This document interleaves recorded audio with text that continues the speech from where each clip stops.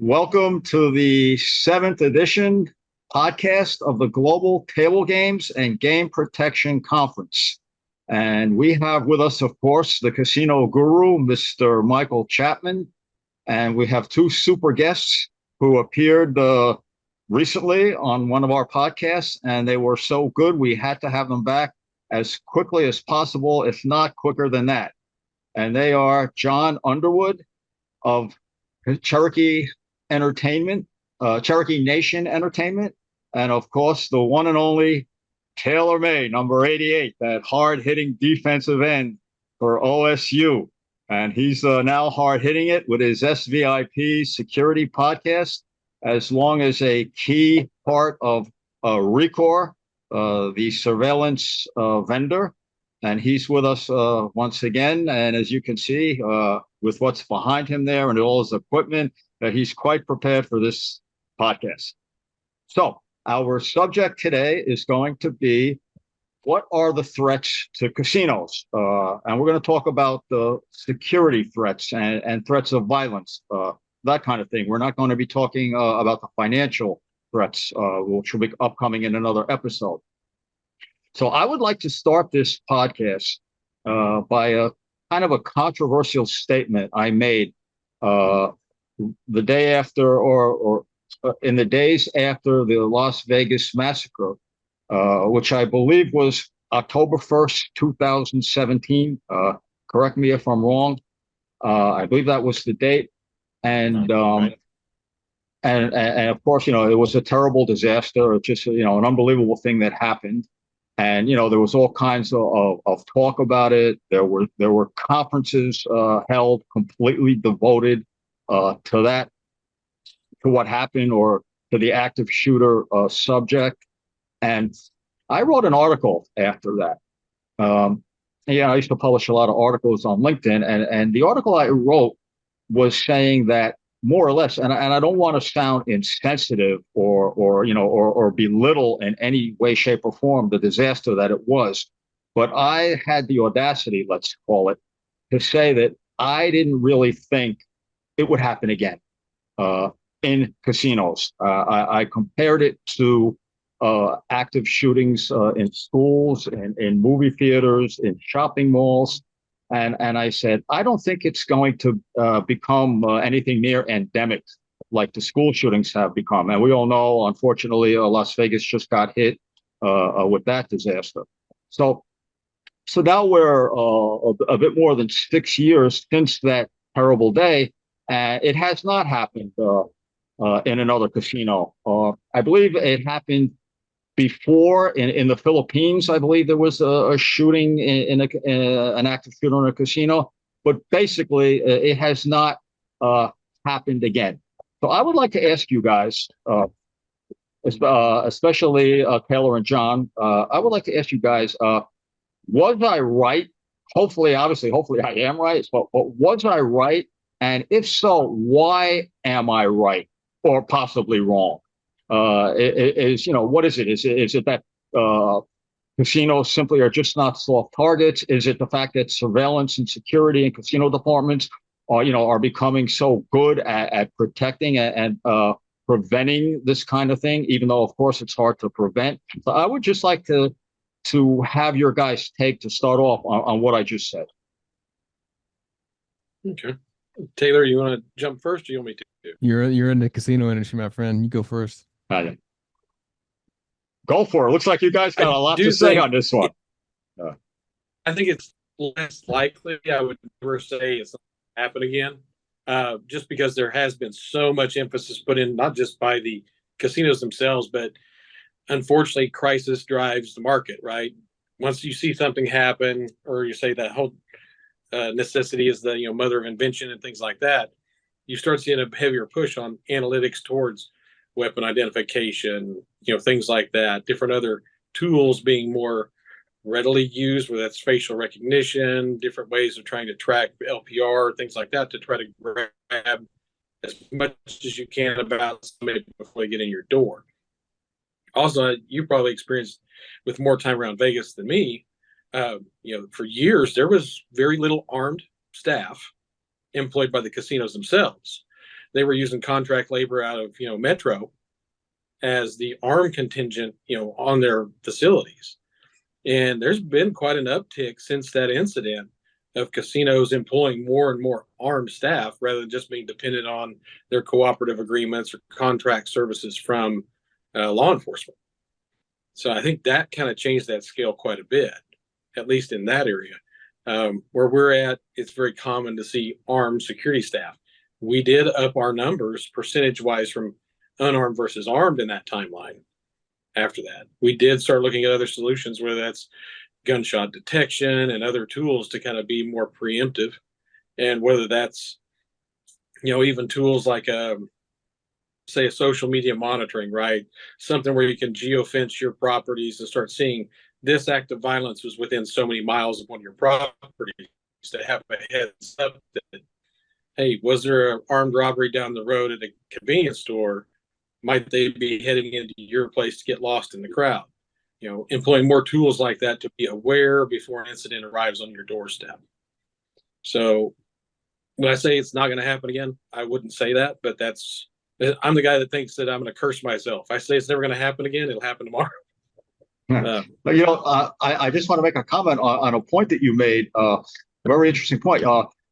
I remember back in the 1980s, or I should say at the end of the 1970s, when I was a dealer in a Las Vegas casino, and I remember that very few security staffs in Vegas back in the day had weapons.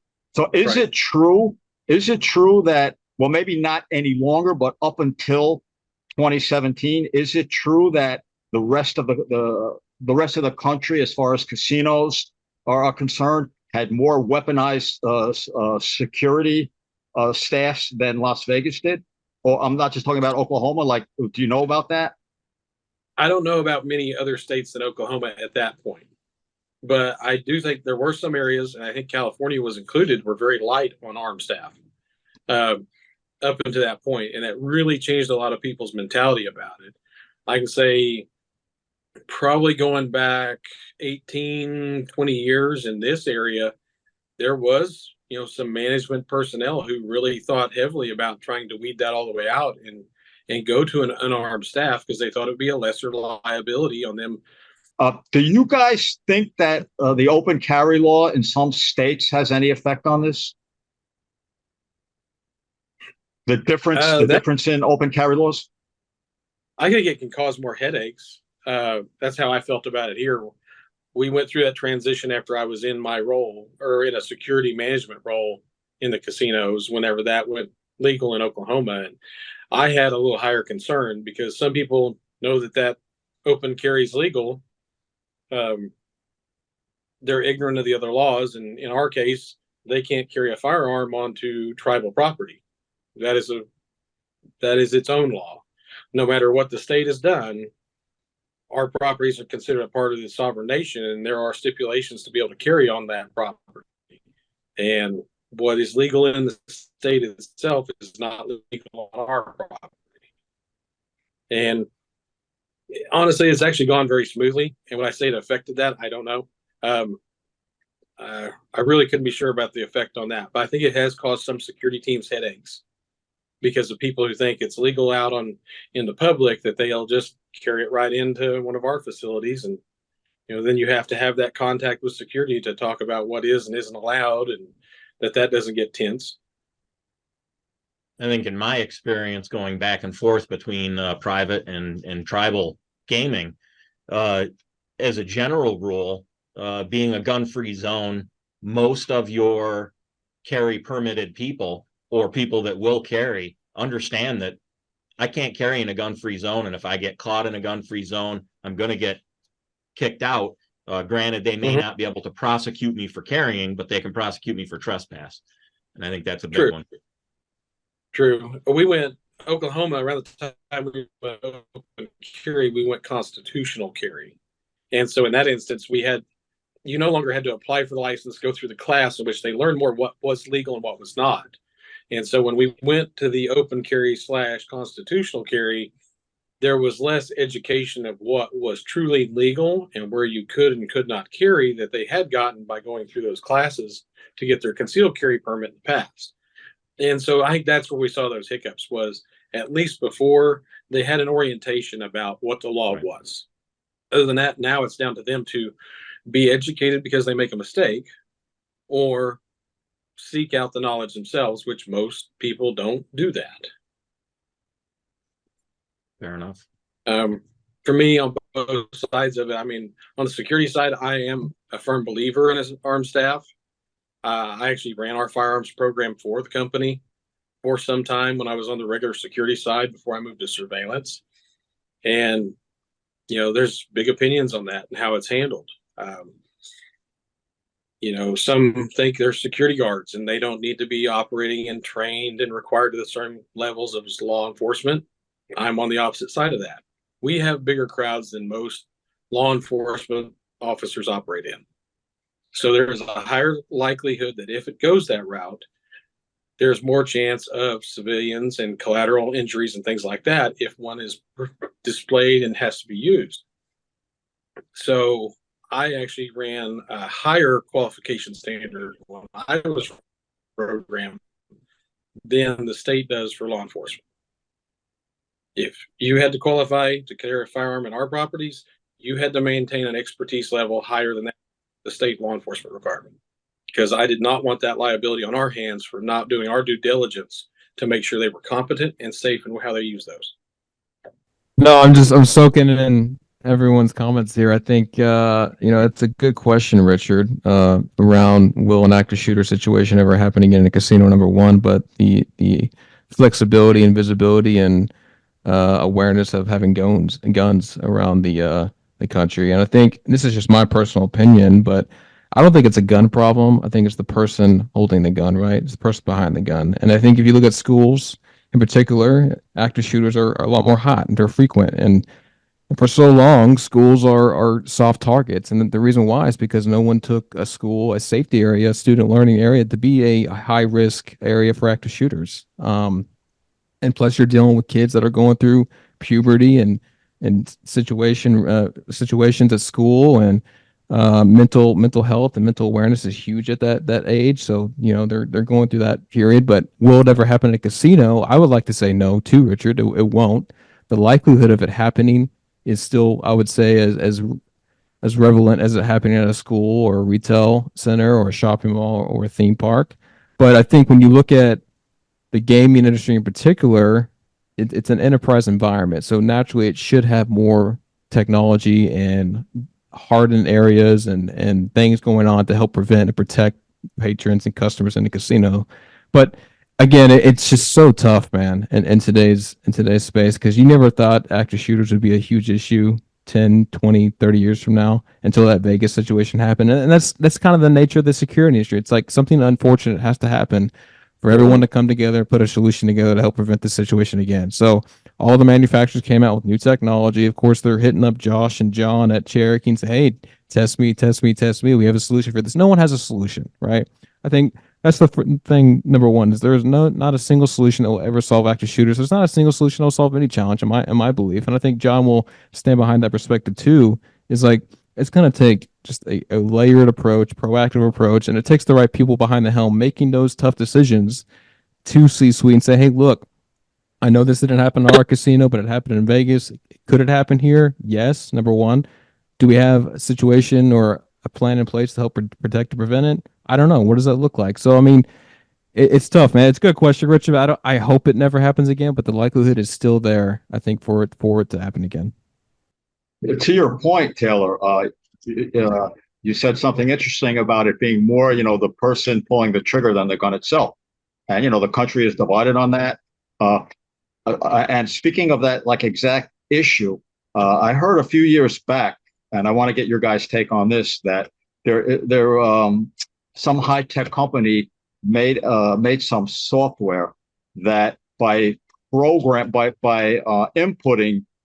the data based on people's play, especially people that lose a lot of money in casinos, and maybe they show some agitation at the tables, or they start treating the dealers bad or cursing or whatever, that if surveillance takes the playing pattern of these people and put it onto a certain program, or use certain software, that the software could actually determine within some kind of practical probability what the chances are of this person going home, getting his automatic weapon, and coming back and shooting up the casino because he lost. Now, there was some talk about the suspect, or I should say the person who committed that Las Vegas massacre. If you guys remember, there was some talk about the fact that he was a very bad sore loser, and it may or may not have been directly involved in motive. So, what do you guys think? Would you guys buy into that kind of technology? That this thing is really possible, that there could be some software made to predict who might, which type of person might come back and shoot up a casino because he's mad at losing or mad at somebody in the casino. And I'm not talking about, somebody who lost his job there. We all know about, that started back in the post office massacres. It was always an ex-employee.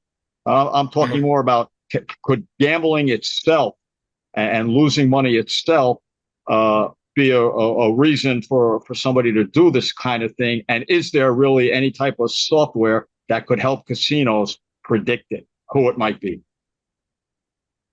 I'm going to jump in here and let them prove me wrong, but I would take that with a grain of salt and say that you could utilize that as well as you could utilize saying anybody that's winning at blackjack's a card counter. You're probably going to hit it with about the same amount of accuracy. A great analogy. But Taylor, John, prove me wrong on that one. No, I think you're right, Michael, and John. You can speak on your behalf as well. But I mean, I think that it has to be validated. Number one, right? I think you have to validate the tech. Number one, but number two, can you actually trust it? I mean, is someone that's losing a hand, are they really likely to blow up a casino or shoot up a casino? I don't know, man. You got to make that. There's only so much judgment you can take into factor with technology. At the end of the day, you have to have that gut. I call it a gut instance, right? Like, is Mike really going to come shoot up the casino because he lost $200,000 at a table? I mean, not $200,000, but a good chunk of money. I mean, you never know. But John, I'm curious to hear your thoughts, man, on doing this, because you guys test technology all the time. Yeah, and I've never seen anything yet that's going to make me think that that's going to be the solution, right? That there's going to be a software that, it's going to analyze the statistics about his play and maybe some of his behavior. Sure. Is there things that people can train about body language and whatnot, and, what they like call pre-fight indicators and things like that? Okay. But, most of these people end up, and not every time, there's somebody who's got mental illness, other factors outside of what we're seeing at the incident location that played into this. So I don't think there's a magic button of some software that we can put, John Smith's info in here about his gameplay over the last month, or hadn't it's changed in the last 2 days. And is he getting a little more volatile? Well, did he have a bad day at work? Did he lose his job? We don't know those things. Is he just have his wife file for divorce? What's going on here? Those are the things we're not going to know that would be those other contributing factors that I can't see a tool like that at this point and what's available. I said available data to plug into that. It's going to be to put much stock. Yeah. No, I would agree with you on that one, John. I would say something that would predict a person that may throw a punch, may flip a table, throw a chair, break a screen on a slot machine. Absolutely. Right. But and I hate to make light of such a tragic situation, but let's face it, all these active shooter situations, yes, there are tells coming up to it, a lot of times on social media. But frankly, they interview everybody that knows him, and he was a quiet guy. He never seemed to bother anyone. It's that internalization of that anger that I think is really, like you said, in the mental health situation, all that, I think is where you're going to hit it. Yeah. And this is, people who are involved in the medical field completely usually disagree with my thoughts on this, but this is where I do think the HIPAA laws have hurt law enforcement. There are certain things they're locked out of for a good reason, right? And it's not public information. But honestly, there was usually some train of causes and effects that happened in the past that are in those records and would have been something to draw a red flag around for people that was there. But it's all locked up and tied up under the HIPAA regulations that keep him out of it, where he probably should have been on somebody's radar. But under all those privacy laws, it's sitting there locked up in a vault. Right. And don't even get me started on the effect of glamorizing these people, putting their faces all over the news repeatedly on the stream 24 hours a day for a month at a time. And the next guy who's got nothing to lose, he's been a nobody all his life and thinks he's going to end his life nobody. Well, everybody's going to remember me. Yep. What do we actually know in terms of what we can train or what you guys can train your staffs for? Like, okay, the red flags are one thing, but most of the time, probably there are no red flags. Most of the time, it's just the average everyday hustle and bustle of what's going on in the casino. So, like, what do you guys stress to your security and your surveillance staffs about what to just watch for? So I guess we're talking more about physicality, things that look wrong, or somebody has something on them that could be a gun or any kind of anything that meets the vision of that could be a portent of danger. What do you guys do for that? Well, that's back to almost the old law enforcement training of being observant of everything, right? We're not just looking at the games today. We're also now watching all the people. It's 100 degrees outside in the summertime. Why is he up here in this heavy jacket or extra layers of clothing? Or, the guy's not staying in the hotel, but he's got this jumbo backpack with him.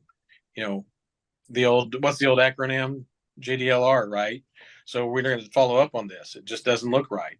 So surveillance needs to be observing him, letting the physical security guys know, hey, we're seeing this.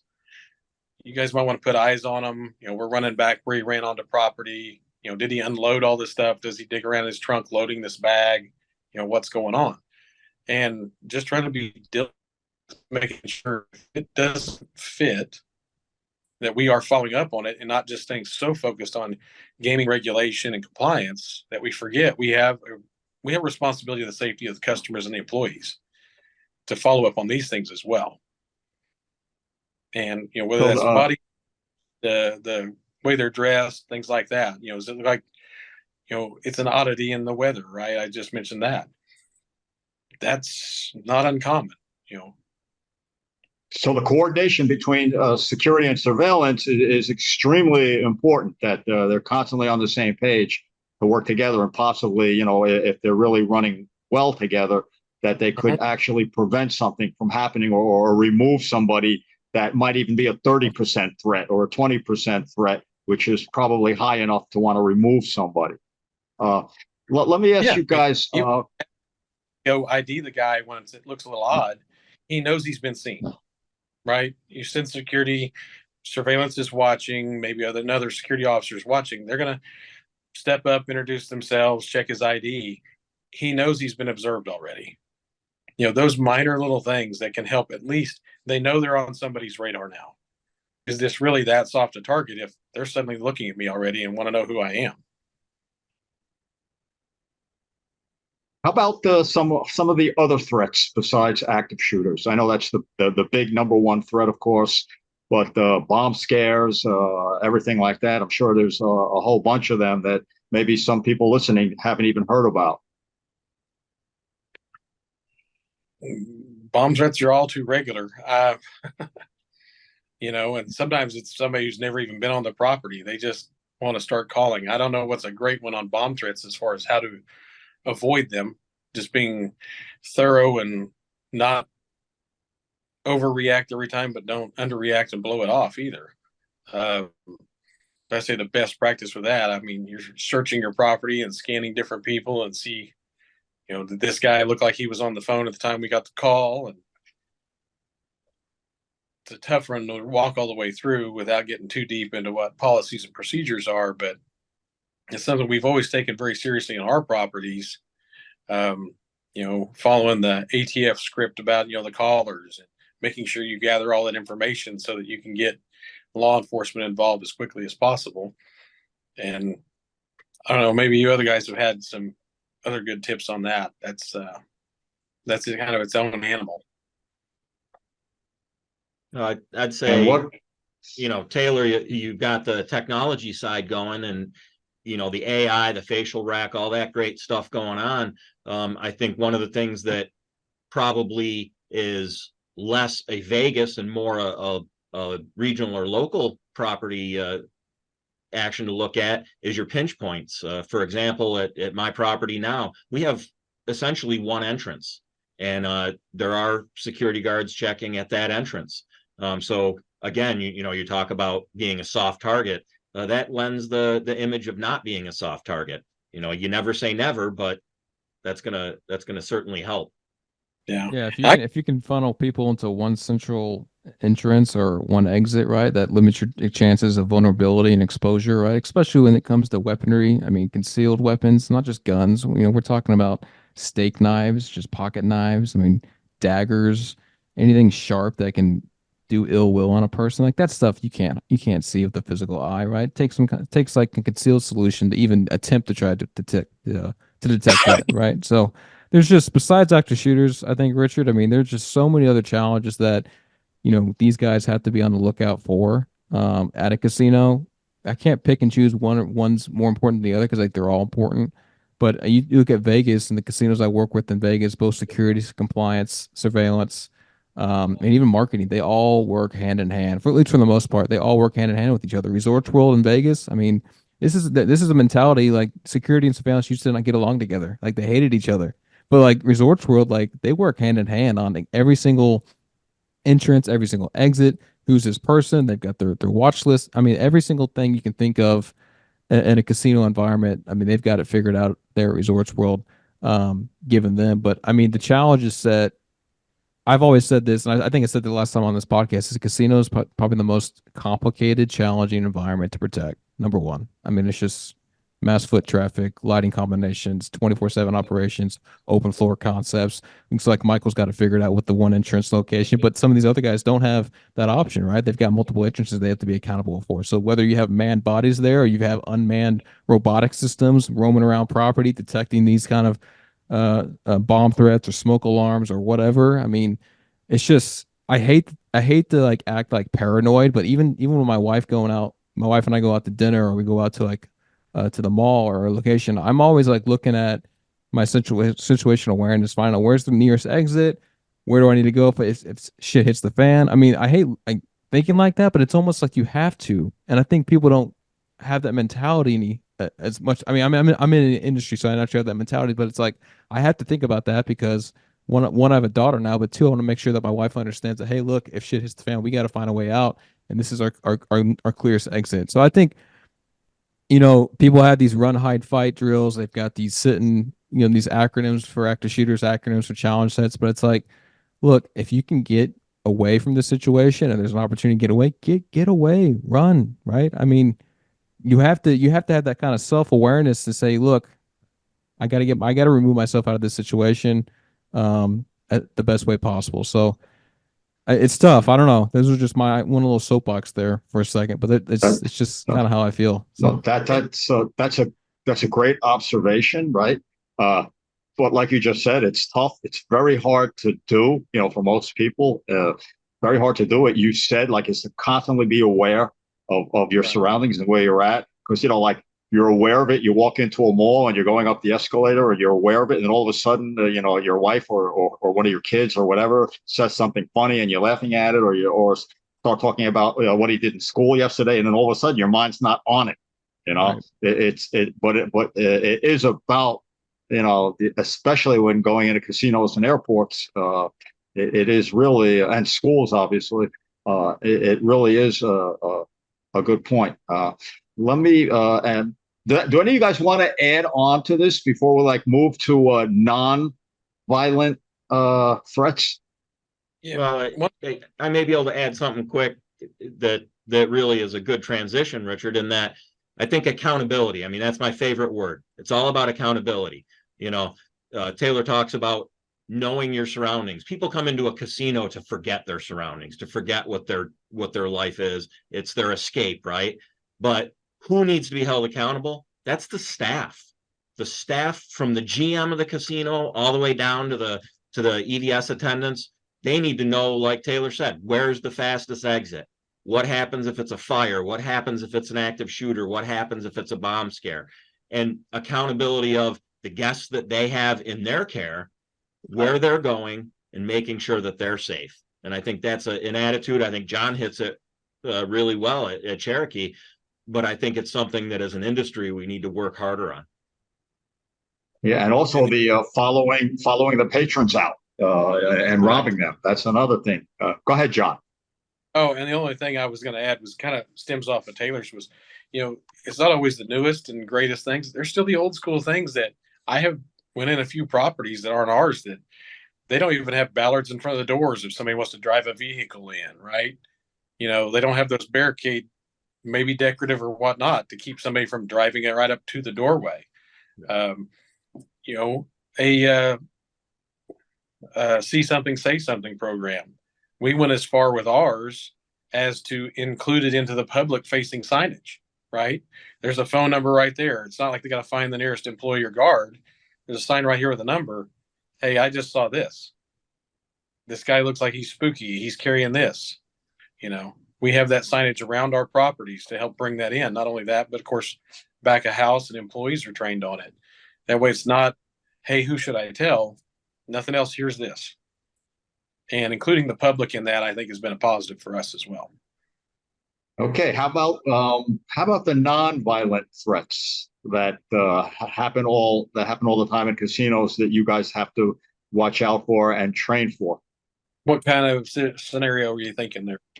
I guess one might be like slip and fall scams. People looking. I mean, this might fall under a financial scam, but it's a physical type of happening leading to the financial scam. That kind of stuff. People looking to get money out of casinos in one way or the other. Or how about people looking to rip off players, other players through cons in the casinos, and of course the more serious aspect of that, following them home and robbing them or shooting them, and there have been a few deaths across the country. How about that kind of stuff? Well, specifically to the tort claim or lawsuit type happy fake slip and falls, things like that. I'll speak to that one for sure first. We've developed a really close relationship with our legal team, so we're not just providing them information; we're working directly with them. I have specifically myself taken attorneys on tours, the ones who handle these claims of the properties, walk the scenes where these incidents have supposedly happened. We've gone through camera coverage together. We've installed additional camera coverage, in areas where, hey, it was great for everything else, but this set of stairs, we don't see the last 2 feet of the right side, right? And this is where it happened. So we can't prove or disprove that it happened.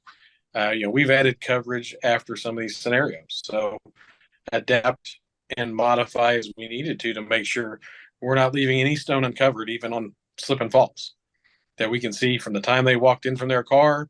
We don't miss like one half of the stairwell or, around the curve of the handicap wheelchair ramp, we're not just seeing their heads. We can see where their feet were placed, and was there wet floor signs put out? Was there this or that? That's one that is, again, directly with them. They've had to argue this in court or, through that whole litigation process to know what arguments came up that we need to kind of do our extra measure to improve, to provide that information and not leave that out in the future. And has the with the rise in technology and everything, and like you mentioned, you have every spot covered from the time they get out of the car, the time they get through the casino and all that. Due to that technology, has the rate of these kind of attempts, these fraud attempts with slip and falls and all that, I would assume it's gone down from what it was, or people just, or the people that do that just too stupid to not pay attention to the rising technology, and they try it anyway. They try it anyway, but with that, we've been able to these claims and not just waste money, settling. One good thing that I think a lot of people weren't thinking of, and I put some pressure on, was if you've got valet, you've got accident claims, whether it's damage to the car, something missing from their car, whether it was true or not, can you prove it? I was a proponent of actually putting body worn on valet attendants. Now we've never brought valet back on our Oklahoma properties since COVID, but a lot of people are still using it thoroughly, and I was a big proponent, had we brought it back, to utilize that. So one, for the car inspection, rather than those booths that everybody's trying to sell, you drive it through and you examine the car, so you see the before and after it was turned into valet's care. Okay, let them use the body worn. Find you something that, one, integrates with your surveillance system, so it's all secured in the same place, all reviewable by the same people, but it also has their drive in that vehicle. And that's what I was working towards, as we thought we were going to come back from that after COVID, was I wanted that extra piece that we can't see.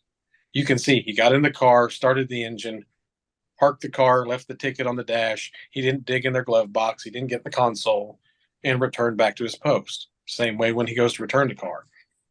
I think there's value in that. And I think even to the aspect of claims like that is hotel attendants, whether that's front desk staff who have to go check on a room. They open the room for some reason when the folks are out of the room because of a possible maybe leak in the room, whatever it might be they're investigating. They can show that they didn't tamper with anything that was personal property when they were inside that room. There's that expectation of privacy that, yes, we're not going to have any equipment in that room, but if there are now employees in there conducting their duties, that there's another way to cover that. And I think there's some value that could really reap some benefits for, I don't care whether it's porters, hotel staff, valet, maybe even your food and beverage supervisors, for some of those interactions to look at, and it could help maybe mitigate some of these claims and losses. How about also going to help you on some of the employee claims as well? Mm-hmm. It keeps the employees accountable. Yes, absolutely could. And, it also going to rule out the he said, she said about, they said, they mistreated me. They talked to me poorly. Okay, what did the employee say? Well, let's roll back the video. Right. Taylor, how about the drug rolls in casinos? Where the scenario, it seems to be pretty frequent. It still happens all the time. I've read articles about like 1 or 2 or 3 women in Las Vegas have been busted 5 or 7 times a year each for going cuddling up with a high roller at the craps table, and the high roller ends up bringing her up to the room, and the next he wakes up, everything's gone, and in some cases he's injured. Or even in one or two cases over the years, dead. So what's the trend in that, and what new measure? I know the high technology and everything is, of course, effective in I don't know about preventing it, but in identifying who's behind it. So overall, what's going on with that? I don't know, man. I can't speak too much on that. I will say it's probably more common in Vegas than it is anywhere else. I mean, I'll give you a quick story. My wife will hate this story, but I was in Vegas once. I think it was probably 2017, 2018, and I was there working for a facial recognition provider at the time, selling a casino in Vegas. And we went out drinking one night, and I think we were at MGM Grand and went over to Excalibur and went back and forth, and it's 2 o'clock, 3 o'clock in the morning, and whether it was a prostitute or a mistress or someone that they approached and they wanted to say, hey, let's go to room 418 or whatever, and of course being the smart guy, even that late, and I'm like, I got to get myself out of this situation. A smart married guy. right? Right. Smart, married guy. Right? So I think the occurrence happens a lot more. It does in those kind of places in Vegas. Now, whether it could have turned into a drug situation or I could have got all my stuff ripped off or whatever, I don't know because I didn't explore that conversation. Now, single Taylor May probably would have taken that 10, 12, 15 years ago, took that opportunity. But, married Taylor May, definitely not. But I will say on the corporate side of gaming, and I don't want to misspeak out of term with John, but I do think it's more common on the corporate side of gaming than it is on the tribal side of gaming. Maybe just because the access is a lot higher in that environment versus it is on the tribal side. Not saying Oklahoma doesn't have drug problems. I'm sure there's some drug stories that John could share. But yeah, those are kind of my thought. Technology wise, I don't know how do you prevent that besides maybe face rec, maybe some kind of behavioral analytic that has a system of record of this person that's done XYZ events. We should be on high alert on this person. But tech wise, I don't know. I haven't seen anything in the market wise besides, kind of AI and machine learning to somewhat help with that.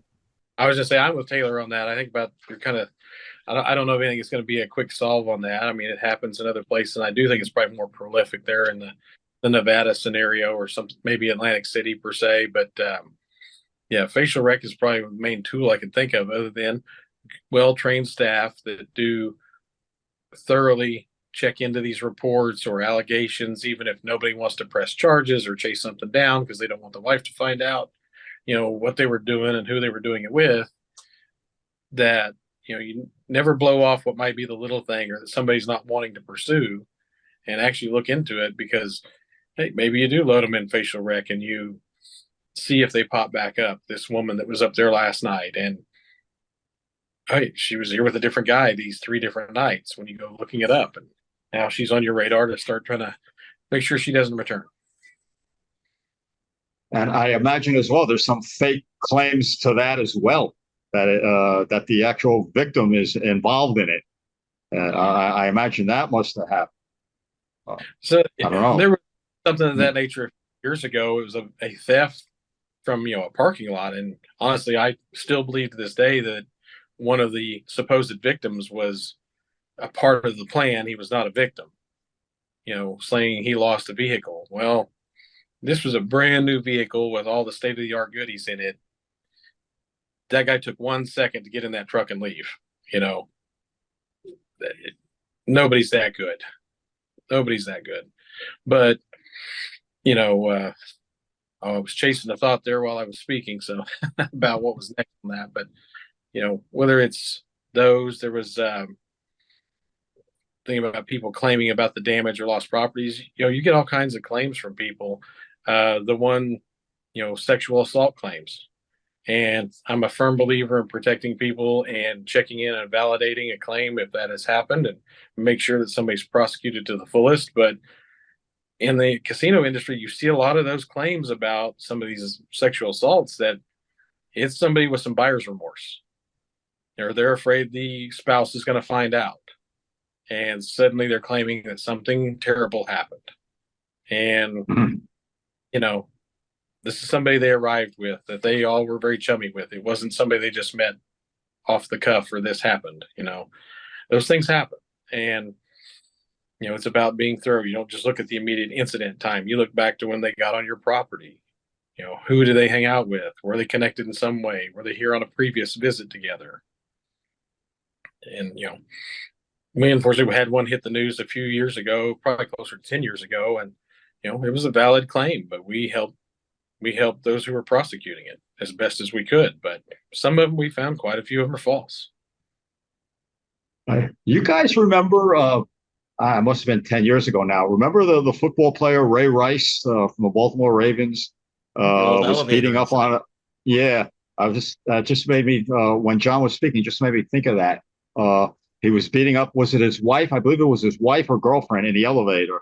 Yep. And it was in a casino, and I think it was Atlantic City, if I'm not mistaken. But what about, like, speaking about the sexual assaults, the fake sexual assaults, looking at that from a different light, where usually it would be a woman, the supposed victim, claiming an assault against a celebrity in a casino to get money, to get money out of the celebrity and or both the casino. Have you guys seen or heard of that happening? Yeah, we have. Okay, yeah. I mean, Yeah. I've seen that. I'm not just not gaming, but I've seen that in sports, right? I mean, even when I played at OSU, I mean, there was claims with girlfriends making the domestic violence claims or abuse claims to a high caliber athlete going to an NFL first round, second round draft pick that would hurt his stock getting drafted because of a claim like There that. you go. Whether or not it was true, you know, sometimes it was true, sometimes it wasn't, but sometimes, and I hate saying that because I would like to think everyone has a good heart, but you know, sometimes there are bad people out there that just really want to take advantage of a capital gain, whether it's financial or just wants to destroy someone's life when they have a high potential stock, right? So I think it happens in multiple industries. Right from the college you came from, there was one of those specifically. Yeah. And it turned a season for them, and he's went on with a decent career, but still, that did hurt him at that time. Yeah, John's referring to Tyreek Hill, who's at the Dolphins, Miami Dolphins. You know, there was a claim, and you guys can look it up too with Tyreek. Hell of an athlete, number one, but he did something horrible, and Coach Gunny doesn't put up with that, and he was cut immediately once he heard the news, and that did prove out, I think, true if I remember correctly. But you know, Tyreek was one that was slightly disproven, or was actually a little more grayed out if they dug into it. It was a gray area. I'm not sure 100%, but you know, Gundy doesn't really fly with things like that, right? There's typically a three strike rule with Gundy, and that I think that strike was probably over the line for him. But yeah, I mean, it's sad to see that, right? And obviously, I love Tyreek. He's a hell of an athlete. He makes a shit ton of money, a lot more than anyone's on this call. But you know, it's one of those things that happen. It's common. Well, I never heard that one. That's news. But I do want to say this, Taylor, saying you said that you wish everybody had a good heart. And I want to say this, and I think you two guys, Michael and John, I think you'll agree with me on this. Taylor May, you have a really good heart. And I have evidence to back that up. The evidence to back that up is anybody out there, just read Taylor May's post. He's got a lot of LinkedIn posts, and subscribe to his Security VIP newsletter as well, because there's some great stuff on there. But if you read the content that Taylor May is behind, you know, not only is it really, you know, important content directly associated with the casinos and security industries, but that content you put out with your family and your loving life there, with your wife and your kid and your girl, I mean, that is just precious stuff. So I congratulate you on putting that stuff out, because I'm sure that lifts a lot of people up, just seeing you with the baby at the piano and all that. I mean, tell me that's not good stuff, guys. Mm-hmm. All right, so anybody, go ahead, John. I was agreeing. It is. Yeah. I appreciate the kind words. So definitely. You're doing a good job. You're doing a good job on a lot of fronts. And as for John, we all know that's also true. And himself and Josh down there at the Cherokee Nation Entertainment. I mean, that's what I call a double knockout punch. I mean, you guys are very effective, very, very effective. And you've both been there a long time, that's for sure. And Michael, my man, the guru, would you like to say anything else before we close out this podcast? You know, again, I just go back to accountability. That's what it's all about. Safety and security is not just the responsibility of surveillance and security. It's everybody on property. John, final word.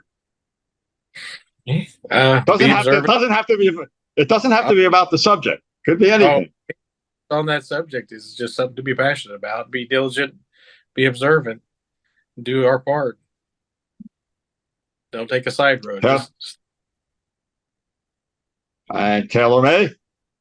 The only thing I'll say is, look, if you want to hear more content like this, let's go to the conference. Go to Richard Marcus's conference here in 2 months, man. It's coming up, guys. Honestly, I mean, I looked at the calendar. I mean, today's only the second day of the month, but man, it's You know, Too it's much. Yeah. March is going to be here before we know it, man. So if you guys haven't Absolutely. signed up yet, definitely register. Okay, guys. I appreciate that, and I appreciate all three of you being here at this conference. See, I'm ahead of myself. at this podcast, and this was podcast number 7 out of 9. There'll be 2 more, and we're looking forward to doing that as well. And I thank you, everybody, and thank you all for watching. And we'll see you again on podcast number 8. Bye bye. Thanks, guys.